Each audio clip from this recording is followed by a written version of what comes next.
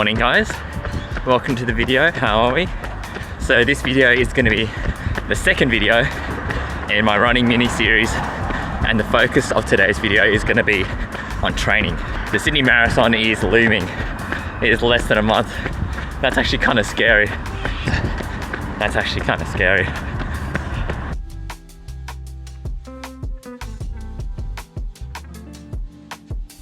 Where I left you guys off last time was that I had the City to Surf coming up, and that was last weekend.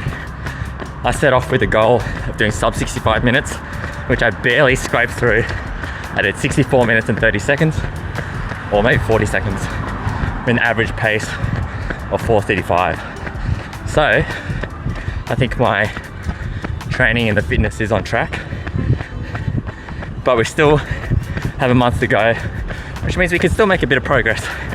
Now, to help out with this final stretch of training, as you guys know, I brought on Sota, and one fantastic thing about having a running coach is they can adapt a running plan, a training plan to your lifestyle needs. So the big one for me is that since I do a lot of cycling, he can adapt that training program into my cycling kind of program. And I'll show you guys on the screen right now what I mean by that. So what I'll do is I'll mark out the days on the calendar that I'm planning to do a ride, or that I'm planning to do like a cycling race, and he'll work the running program around that. So that's been fantastic. So here's how this video is going to be formatted. I'm going to give you guys my top 3 juiciest, lowest hanging fruits that I'm employing in my training right now to prepare for the Sydney Marathon. With the limited amount of time before the marathon, we really need to be working smarter, not harder, to get the maximum gains. I also have a little sit-down interview with Sota to see what he thinks about my best ever parkrun effort, as well as some upcoming goals I have for myself. This section will also be interesting for people who do cycling as well as running, because I'm going to hear his personal take on what that kind of training program would look like. Stick around to the end of the video. I've saved a little bonus tip for the end, which I think you guys will like. It involves spending money. Now, obviously, I'm not a professional runner, and Sota has made a very comprehensive video on his top tips, but I'm going to give you guys my 3 things that I'm working on. First, time on feet. This is something I fully underestimated, but time on feet is just so important. Think about it this way: how are you meant to run a 4 or 4.5 hour marathon if you can't even stand on your feet for more than 2 hours? And this one's so easy to implement. As someone who works in an office and sits down all day, I've got a standing desk in my office, and I've never really made use of it. So that is something that I'm planning to do. I'm trying to do 4 hours every day. Right now I'm doing 2 hours in the morning, 2 hours in the afternoon. But it's all about getting the body used to that loading on the feet. And I reckon this is a no-brainer. If you work at an office job with standing desks, time on feet, guys. If you do that every day between now and the marathon, which is in less than a month, you'll be a lot more comfortable.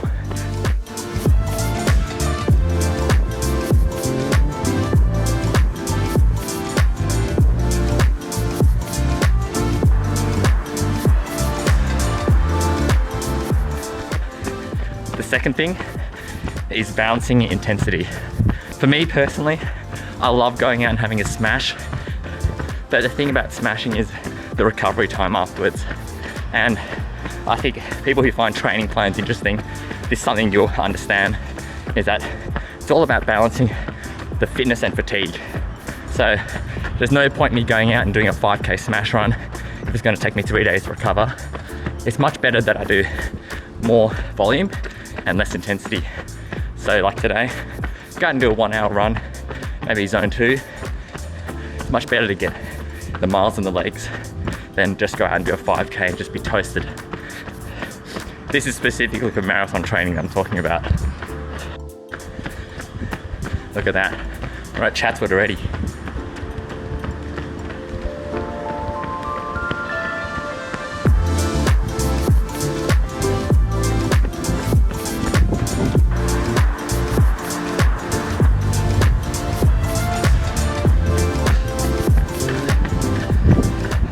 And this is the last thing I'm working on, which I think will be beneficial for you as well. Don't avoid the hills. It is so tempting as a runner to avoid the hills, do those flat, faster runs. It looks good on Strava. You get that nice pace, you can go further. But I think you're only doing yourself a disservice if you avoid the hills. It may not even be from a purely fitness perspective. It's about a mentality thing, about not avoiding the things which hurt, not avoiding the things which are hard. But if you look at it from a fitness perspective, when you're running uphill, you're using slightly different set of muscles, probably flying the glutes a bit more, and you need to get those muscles accustomed to that kind of effort. Last I checked, Sydney Marathon, while on the flatter side, is not a completely flat course, and there is some lengthy uphill sections. So I'm going to make a conscious effort going forward to try and find some more hilly routes. All right, hey guys, I'm here with my coach, Sota Maehara. We're gonna have a little chat about my recent Roads Park Run 5 kilometer TT. You did well. Thank you. Yeah. Way better than I expected. I Yeah. think it was the meta speeds, to be honest. Nah, Yeah. I'm sure it's the fitness and a bit the shoes as well, I guess. Yeah, and also, like, I haven't really done that many 5K TTs on such an easy course. Yeah, but the purpose of our chat today is that we did like that benchmark run, and then it's like where we go from here. So we're at a little bit of an awkward position because when I came to you, Sota, I told you my #1 goal was to do a sub 20-minute 5K. And you're pretty much there, like Yeah. 7 seconds off. Yeah, exactly. So I think we're gonna have to move the goalpost a little. So Sota's told me to come up with some stretch goals. So I think my first goal would be, well, my B goal would be a sub 19 minute 30 5K. And then like the super stretch goal would be sub 19 minutes. And the timing for that is I'm going to be going to Japan in November. End of November, I'll meet up with you. And I reckon that's a good 3 months? 3 months. Yeah, ish. Yeah, 3 months.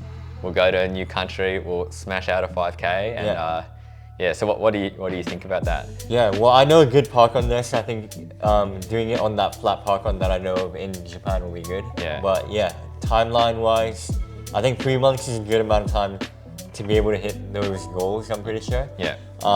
Obviously, everyone improves at a different rate, so you can never like guarantee, but you know, with your cycling background, I think it shouldn't be too much of a stretch to improve as long as we do some specific stuff. Yeah. But the tricky part is I've never trained someone that cycles as much as you. Yeah. So yeah, you're doing a lot of cross training.